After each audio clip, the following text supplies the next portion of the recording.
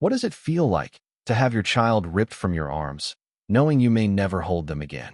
What if the system meant to protect her became the monster that stole her?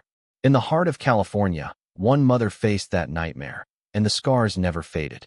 Before we go further, please ensure to like, share, and subscribe for more interesting stories like this one. The rain fell steadily in Los Angeles, like the sky was grieving. Inside a small apartment, barely holding itself together, Jessica Thompson clutched her baby against her chest. She rocked back and forth on the floor, the tension in her body wound so tight it felt like her bones might splinter. Lola, her 1-year-old daughter, whimpered softly, resting her tiny head against her mother's collarbone. Jessica's heartbeat was racing. She'd known this moment was coming. The knock on the door wasn't a surprise, but it felt like death all the same. 3 loud knocks. Sharp. Final. She didn't answer. Didn't move. But the door opened anyway. 2 figures stepped inside. Cold eyes. No warmth. They had badges, clipboards, and a mission. Jessica Thompson? No. Please, please, don't take her. We're here for the child. Jessica wrapped herself tighter around Lola, sobbing. Please. She's all I have. They didn't flinch. They didn't even blink. One reached forward while the other gently pried Jessica's arms open. She fought, but she was weak. Hungry. Exhausted. Broken. She screamed when they lifted Lola away. The baby kicked, reaching back for her mother with tiny fingers that trembled in the cold air. Lola. The child's wails faded as the door slammed behind them. And then there was silence. Jessica collapsed where she sat, arms stretched toward nothing. The floor beneath her might as well have been an ocean because she was drowning. Her heart had been ripped out of her chest, and nobody cared. She stayed like that for hours. Darkness fell. The rain outside never stopped, and inside, the only sound was her breath catching in gasps as the pain buried itself deeper. She hadn't hurt Lola. She hadn't neglected her. The world never saw what she sacrificed. The nights she stayed awake because Lola had a fever. The days she skipped meals to afford formula. The love in that apartment wasn't enough for the courts. All they saw was poverty, struggle, weakness. No one asked why she missed that last home visit. They didn't know she'd fainted in the hallway while carrying Lola, her body giving out from malnutrition. They didn't care that the bruises were from that fall, an accident, not abuse. They looked at her tired eyes, her threadbare clothes, and made up their minds. They gave her baby to strangers. And just like that, Jessica became invisible, the woman who lost her child. She left the crib untouched. The small bear Lola used to sleep with stayed where it was, its little ear torn. Jessica couldn't throw it away. Some nights, she crawled inside the crib herself, hugging the pillow Lola once lay on, trying to remember her scent, her warmth, her laughter. Everything that made her human had been taken. People passed her on the street and never looked twice. She was just another sad girl in California with haunted eyes and nowhere to go. She wandered at night, always avoiding the playground near her street. She couldn't bear the sound of children laughing. One time, she heard a baby giggle and spun around. Her heart leapt into her throat, but it wasn't Lola. Just another child in a stroller, with eyes that didn't recognize her. She crossed the road and nearly collapsed, the pain slicing straight through her chest. Time passed, but not the way healing does. Her body kept moving, but her soul stayed frozen in that apartment. Every year, on Lola's birthday, Jessica bought a single white candle. She'd walk to a small church tucked between liquor stores and bus stops, light the candle, and whisper, "Happy birthday, baby girl. Mommy loves you." She'd leave a gift at the altar, a worn-out teddy bear, a drawing, a single sunflower. Something that reminded her of Lola's laugh, of her chubby hands grabbing fistfuls of air, of the way her daughter would fall asleep with her hand curled in Jessica's hair. One year, she left a tiny gold bracelet. It was the last gift her mother had given her before dying in a car accident. Jessica had no family left. No one but Lola. And she had failed her. But she didn't give up. She got a job at a flower shop. Simple. Quiet. Safe. There was peace in trimming stems, arranging colors, watching something bloom under her hands. It reminded her that not everything died when taken from its roots. Some things survived. Her coworkers never asked about her past, and she never offered it. She smiled when she had to, laughed when it was expected, and went home each night to silence. Before sleeping, she'd look up at the ceiling and whisper the same 3 words, "Find your way." She didn't know if she was talking to Lola or to herself. Maybe both. Years passed like ghosts, felt, but never seen. Jessica learned to walk again, to speak again, to breathe without choking. But she never stopped hurting. In another part of California, Lola was growing up under a different name. A new family, a new identity. Jessica didn't know where, didn't know how to search. Her rights had been terminated. The door had been closed forever. Or so she thought. What she didn't know was that fate hadn't forgotten her. That love, even when buried deep in sorrow, has a way of resurfacing. That the man who would one day fall in love with her was already a part of her past. A stranger who'd unknowingly raised the very child she lost. His name was James Parker. A billionaire with a heart too guarded for most to reach. And years ago, he adopted a girl with wide eyes, a wild laugh, and a strange love for sunflowers. Her name was Zoe. But once, she was Lola. Jessica's past wasn't finished. It was just waiting for the right moment to rise again. And when it did, it would bring with it love, betrayal, danger, and a truth that would shatter everything she thought she knew. But tonight, she stood outside her flower shop, locking the door under a sky of stars that offered no answers.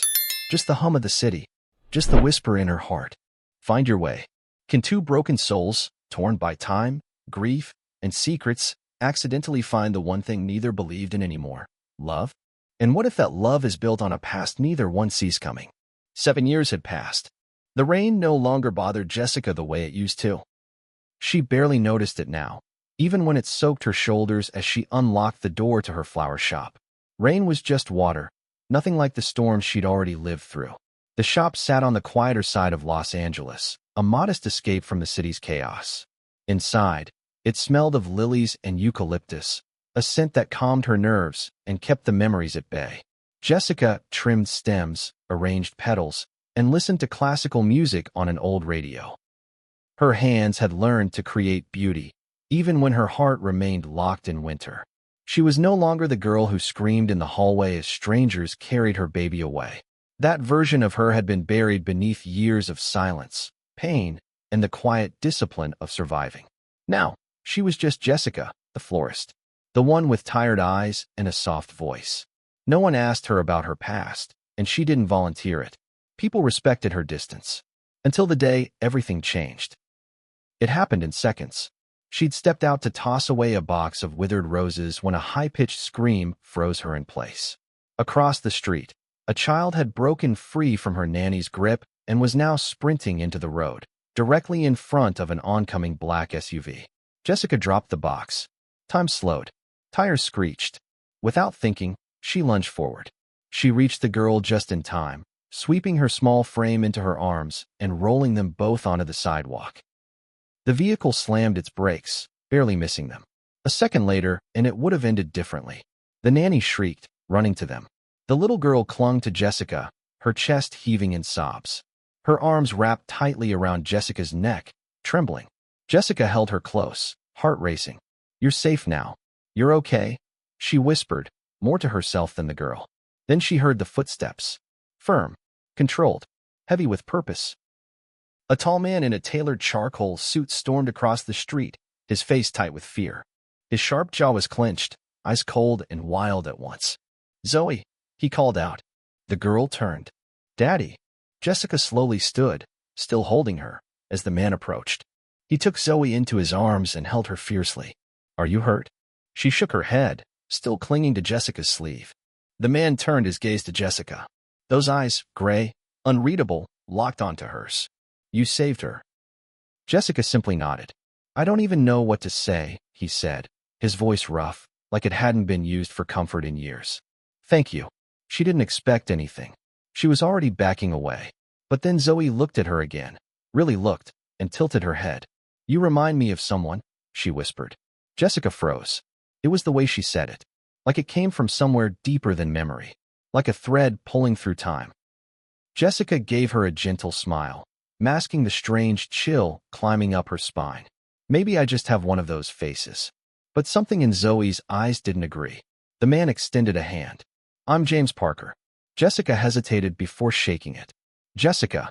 That's all she gave. No last name. No story. No past. Just Jessica. The next day, James returned. Zoe ran inside the shop with a drawing, crayon flowers that looked like the ones in Jessica's window. I drew it for you, she beamed. For saving me. Jessica blinked back tears she didn't understand. It's beautiful. James stood behind her, tall and composed, but there was a warmth in his expression that hadn't been there the day before. He handed her a card. Dinner. My way of saying thank you. She declined. He came back the next week. Bought tulips. The week after, peonies. Then sunflowers, Zoe's favorite. Each visit chipped away at her walls. He wasn't what she expected from a billionaire. There was no arrogance in his voice, no flash in his step. He didn't talk about money. He listened, asked questions. Not about her past. He seemed to sense it was a place she never revisited, but about her flowers, her art, her quiet world. And Jessica found herself smiling, laughing, even. Once, she caught herself brushing her hair before he arrived, and it startled her. She was falling, and it scared her to death. James was a man mourning something she didn't yet understand. He'd lost his wife 3 years ago, but that wasn't the full story.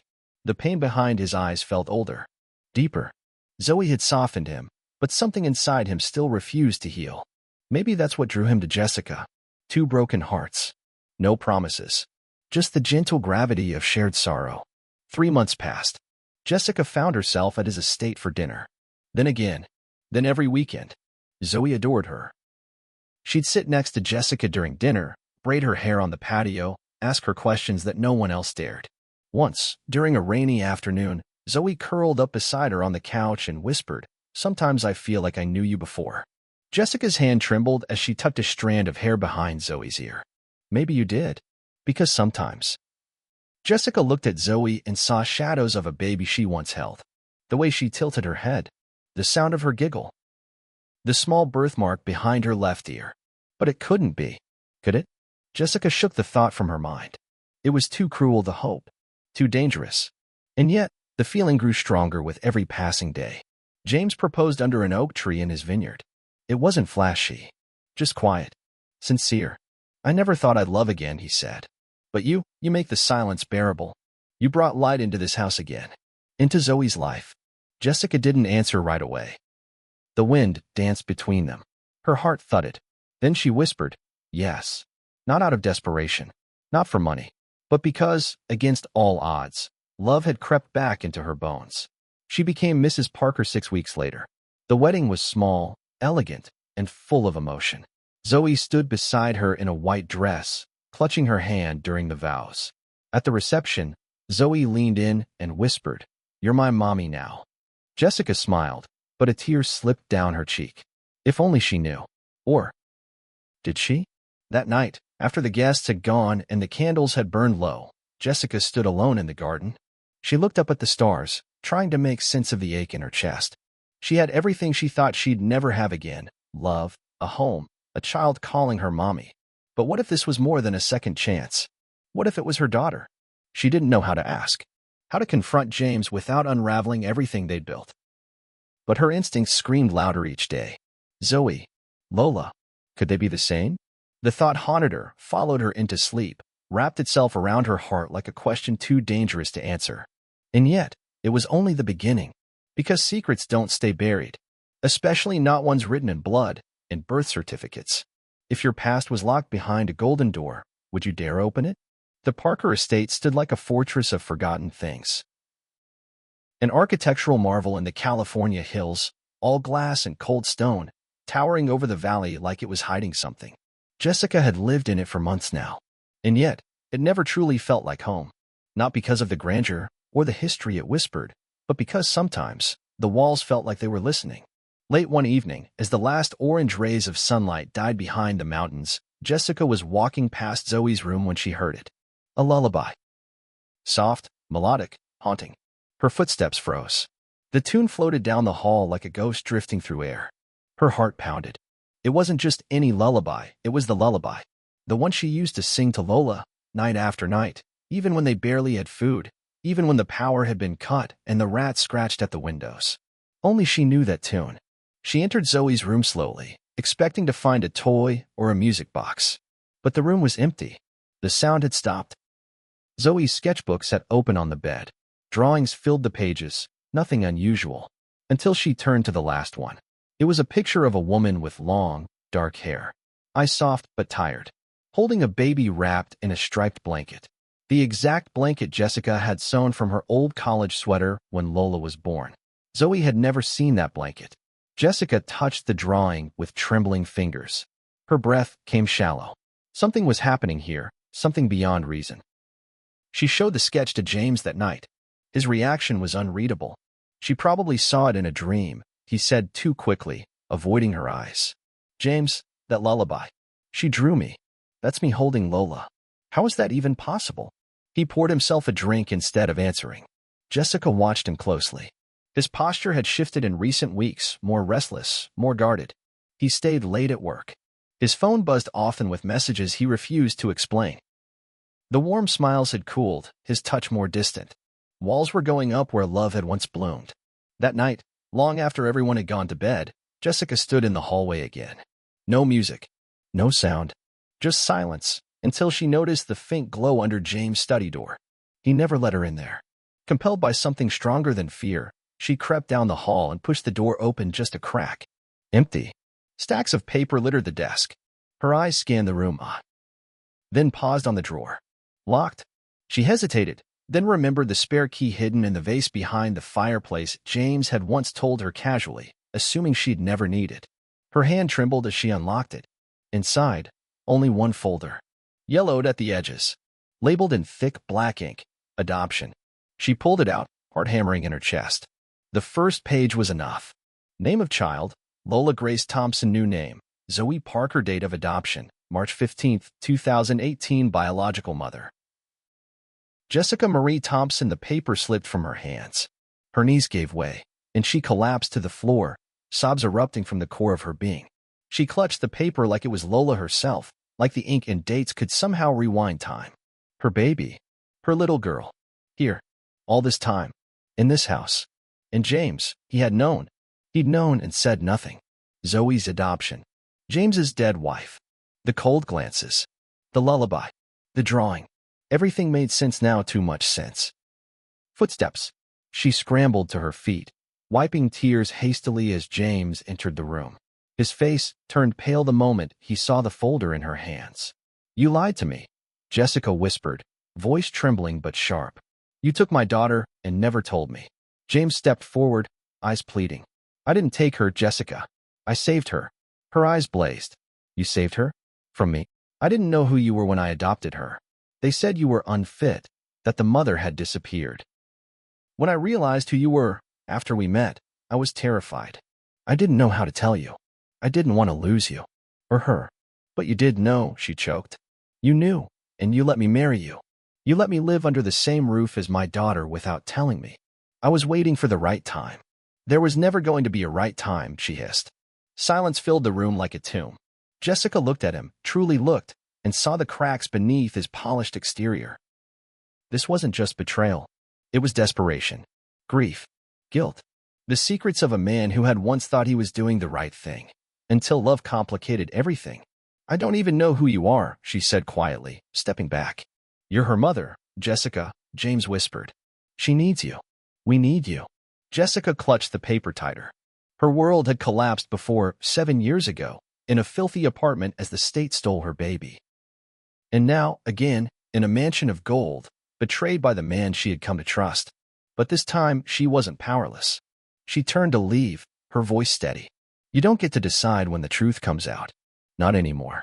Love built on lies cannot stand. But maybe, just maybe, it can be rebuilt with truth. What if the man you loved had no idea he was living your greatest pain? The silence between them was thicker than the marble walls of the mansion. James stood across the room, barely breathing. The letter Jessica found in the drawer still trembled in her hands, Zoe's adoption papers. Her daughter. His daughter. Say something, she whispered, her voice raw. James stepped forward, face pale. I didn't know. A bitter laugh escaped her lips. You didn't know you adopted my child? He reached into his coat pocket, pulled out a faded envelope. This arrived 2 months before we met. My late wife's attorney sent it posthumously. She'd set it up before she passed. Jessica opened the letter, scanning the words. There it was, in black and white. His wife, Elena, had arranged everything. Jessica's name had been redacted in the early paperwork. The state labeled her unstable, vanished without contest. All lies. Legal lies. Bound by signatures and sealed with silence. James continued. She kept the truth from me. Maybe she feared I wouldn't agree. Maybe she knew what it would mean if the real mother came looking. And yet, Jessica said slowly, you didn't tell me when you found out.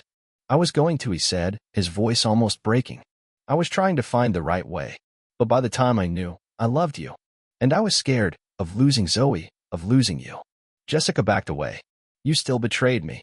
You let me mother my own daughter without knowing who she was to me. Before he could respond, the lights flickered.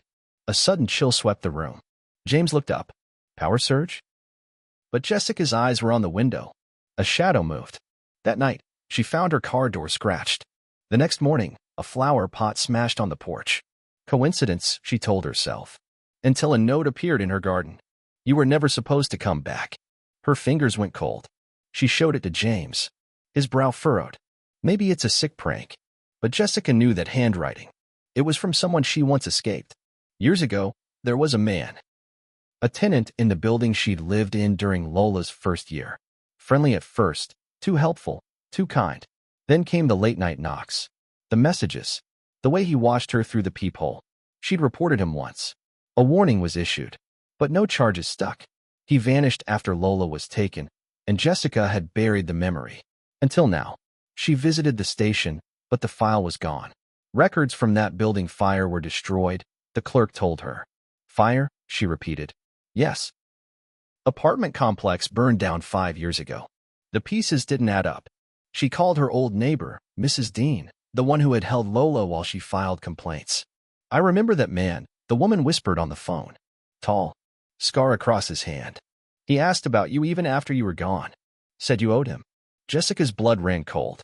That night, another note. This time left inside the house. You don't deserve her.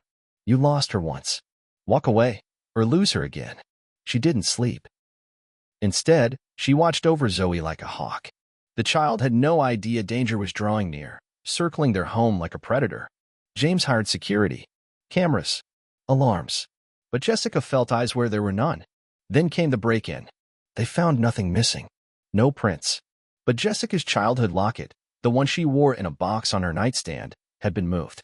And in its place, an old photograph. Her and Lola. At the park. Taken from behind. She'd never seen it before. Whoever this was. They'd been watching her for a long time. One evening, James returned home late, clutching a folder. I went through Elena's storage unit, he said. There was more. Jessica opened it. Emails. A chain between Elena and a private investigator. Reports on Jessica's life, her addresses, her jobs, even the day she gave birth to Lola. She knew, Jessica breathed. She knew who I was. And she took her anyway. But she wasn't the only one watching, James added. One of the reports mentions another man. Obsessive, threatening behavior. Possibly dangerous. But the investigator wrote it off. Jessica's hands shook. Everything had been orchestrated. Lola's removal. Her disappearance from the system. Her isolation. Someone wanted her out of the picture from the very start. The stalker revealed himself a week later. Jessica was alone in the shop when the doorbell rang after hours. She turned and froze. It was him. Older now, but the scar on his hand was unmistakable. Hello, Jess, he said, smiling like it was nothing. Her breath caught. You ruined everything, he murmured, stepping closer. You left. Then you come back, all rich and forgiven, playing house with your stolen daughter. She's my daughter, Jessica said, voice steady despite the terror rising inside. His eyes darkened. You don't get to have her. You failed her once. You failed me too. She pressed the silent alarm behind the counter. He noticed and lunged, but the door burst open. James. 2 guards. Police right behind. The man was tackled to the ground, screaming, You'll never be her mother. Never. Jessica stood frozen as they cuffed him. She wasn't sure how long she stood there before James wrapped his arms around her. It's over, he whispered. But she knew better. Some betrayals don't end with arrests. Some carve through trust like blades, leaving scars you can't see. She looked into his eyes. There was still love. Still hurt. Still more truth to uncover. But for now, she had her daughter. And no one was taking her again. In a world built on secrets, the truth always fights its way back to the surface. Sometimes clawing, sometimes screaming, but always, inevitably, breaking through. If love alone could protect a child, would it matter who held her first or who held her last? The wind howled outside the Parker estate as rain whipped against the glass like fingers clawing to get in. Inside, the warmth of the fireplace did little to ease the chill wrapped around Jessica's heart. James stood at the window, phone pressed to his ear, his jaw tight. Jessica held Zoe close. The little girl had been quiet ever since the break-in. Her once carefree laughter was now replaced by wary glances and unspoken questions. "What happens now?" Jessica whispered once James hung up. "The man's locked away," James said, turning. "But the threats, they keep coming. Online. Voicemails. Someone else is involved. Maybe more than one." Jessica's arms tightened around Zoe. They had built something fragile but beautiful. A home. A routine. A daughter. But shadows now lurked around every corner, threatening to steal it all away. A week later, a court notice arrived. Zoe's adoption was being contested. Jessica read it twice, each word sinking like ice through her veins. The state had reopened the case, citing procedural irregularities from the original adoption. Elena's manipulation was coming to light, but instead of resolving their pain, it was reopening wounds. A custody hearing loomed, and someone anonymous had submitted testimony claiming Jessica was unfit, that she had abandoned her daughter, that she was emotionally unstable. "She was taken from me," Jessica shouted, her voice cracking. "I never gave up on her. Not once." James gently took her hand. "We'll fight this. Together." But Jessica saw the fear in his eyes.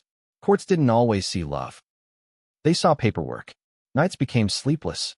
Days filled with lawyers, questions, cameras now posted around the house. Zoe sensed everything. "Am I going away again?" she asked one morning, eyes wide and quiet. Jessica knelt, brushing her daughter's hair behind her ear. "No, sweetheart. Not if I can help it." That night, James came home with news. "They've frozen the adoption temporarily, pending investigation," he said. Jessica's knees buckled. Zoe was still in their home, but legally? She was in limbo. Neither mother nor father had secure claim. Jessica knew what she had to do. If the threats wouldn't stop, if the court didn't see reason, then maybe, just maybe, Zoe needed distance. Protection. She packed a bag in silence. "What are you doing?" James asked, stepping into the bedroom. Jessica zipped the duffel, her eyes never leaving the floor. "I'm taking her away. Just for a while. Somewhere no one can find us." "You're running," he said softly. "I'm protecting her." "You're not alone anymore." She looked up then, tears brimming. "You don't understand. They've taken her from me once. I'll die before I let it happen again." The next morning, before dawn, Jessica slipped into Zoe's room. But the little girl was already awake, eyes fixed on the ceiling. Jessica hesitated. "We're going on a trip," she whispered. Zoe sat up, her voice barely audible. "Without Daddy?" Jessica paused, and in that moment, everything shifted. She wasn't just a mother running from a broken past. She was part of a family now, born of grief, bonded by choice. Zoe needed both of them. Jessica couldn't do this alone. She didn't have to. That night, the house was quiet. Jessica sat on the back porch, moonlight casting silver on the wet grass. James joined her, handing over a cup of tea. "I'm scared," she admitted. "Every time I close my eyes, I see that day. The day they tore her from me. And now, it's like fate wants to test if I'll let it happen again." James placed a hand over hers. "Fate doesn't control us. Fear does. And you're not that woman anymore. You're stronger." They sat in silence until Jessica spoke again. "She was born from my body," she murmured, "but grew in your heart. I've never known a love like that." "She's ours," James said. "Blood or bond, doesn't matter." Jessica exhaled. "Then let's fight for her. As a family." The hearing came swiftly. Courtroom cold. The judge unreadable. Reporters whispered in corners. Jessica stood with trembling hands. James beside her.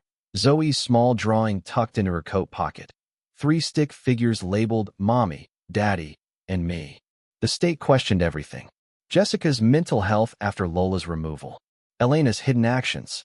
James' knowledge, or lack thereof. And still, through it all, Zoe sat quietly in the gallery, watching. When the judge asked to speak with her privately, Jessica's heart nearly stopped. But 20 minutes later, Zoe returned and whispered something to the bailiff. The judge cleared his throat.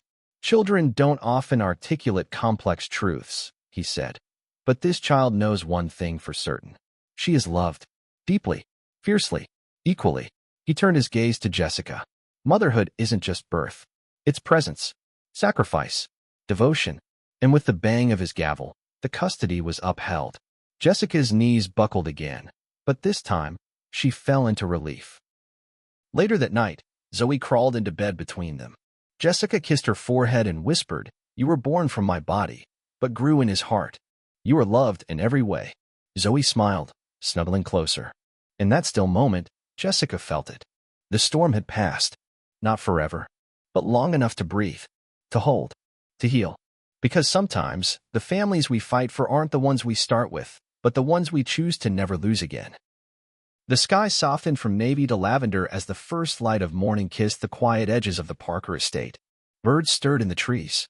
A hush hung over everything, the kind of silence that feels sacred. On the back porch, 3 figures stood wrapped in the gold of a new beginning. Jessica stepped out first. Her bare feet met the chilled wood, grounding her. The same porch where, years ago, she had once stood broken now. A woman erased by grief, empty by loss, with no map back to herself. But this morning was different. Today, she carried her past in one arm, and her future in the other. Zoe leaned sleepily against her shoulder, the warmth of her small body anchoring Jessica to the moment. Not as a foster mother. Not as a guest in someone else's family. As a mother. Fully. Finally. Behind them, James joined in silence, his palm resting gently on Jessica's back. He said nothing. You didn't need to. His presence spoke of battles fought, trust rebuilt, and the fragile miracle of forgiveness. Jessica looked toward the horizon. Feels like we lived a lifetime between these sunrises, she whispered. James nodded. Maybe we had to lose everything to understand what it really means to have it. A breeze moved through the trees, stirring the hem of her robe, brushing through Zoe's curls. The child stirred, blinking sleep from her eyes, before turning her face toward the rising sun. I dreamed this once, she said softly. Jessica smiled. What did you see? Zoe tilted her head, thoughtful. You. Holding me. There was light everywhere. But I didn't know your name yet. A tightness bloomed in Jessica's chest.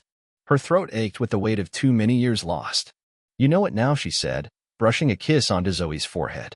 The little girl wrapped her arms around Jessica's neck, pulling her close. I always knew you were my real mom, she whispered. I felt you in my dreams. Jessica froze. Tears welled in her eyes, hot and silent, not of sadness but of unspeakable joy. She looked over at James, whose own eyes shimmered, unashamed. The child between them had never needed paperwork or proof. Love had left its mark in a deeper place. They sat together as the sun rose fully, Zoe curled in Jessica's lap, her fingers playing with the hem of her mother's sleeve. James held Jessica's hand, thumb tracing light circles across her knuckles. For the first time in years, Jessica breathed without guilt, without dread. Her heart no longer split in two. She had once been told that grief carved holes too deep to ever refill. That kind of sorrow, they said, left you unfinished. But they were wrong. Love didn't erase pain. It absorbed it, softened it, wove it into something new. Later, Zoe darted down into the garden barefoot, chasing light like it was a game. Her laughter danced through the air, unburdened. Jessica watched her go, heart swelling. James turned to her, pulling her gently into his arms. I almost lost you too, he said. I was so focused on what I didn't know, the lies, the secrets, that I forgot what was right in front of me. Jessica rested her head against his chest. We all forgot something, but we remembered in time. He smiled. You came back. No, she whispered. I never left. I was just waiting for the world to see me again. They joined Zoe in the garden, the dew soaking through their feet as they walked beneath flowering trees. Jessica spun her slowly, and Zoe's giggles rose like music. James took her hand and kissed her fingertips. And for a moment, brief but infinite, time stood still. No pain, no courtrooms, no shadows. Just a mother, a father, and a child in the glow of a morning that had waited far too long. Jessica knew they would still face hard days. Ghosts didn't vanish. They just learned to live in quieter corners. But now she wasn't afraid, because she was no longer just surviving. She was living. She was loving. She was whole. And as the camera slowly pulled back, catching the golden hue of sunrise, the laughter in the garden, the long shadows stretching into warmth, Zoe turned toward the sky once more. Arms wide, she whispered something only the wind could carry. Jessica looked on with a quiet smile. She didn't need to ask what it was. She already knew. Sometimes, the universe takes, only to give back what truly belongs to you. And love? Love always finds its way home. If you enjoyed this story, ensure to like, share, and subscribe for more amazing, heartfelt stories like this. Also, let us know where you're watching from, and drop your thoughts in the comments below. What did you think of Jessica's journey from heartbreak to healing? Did James redeem himself in your eyes? And how did little Zoe's quiet wisdom touch you? We'd love to hear your favorite moment. Was it the reunion at sunrise, the whispered, "I always knew," or the power of love finding its way home? Join the conversation and become part of our storytelling family.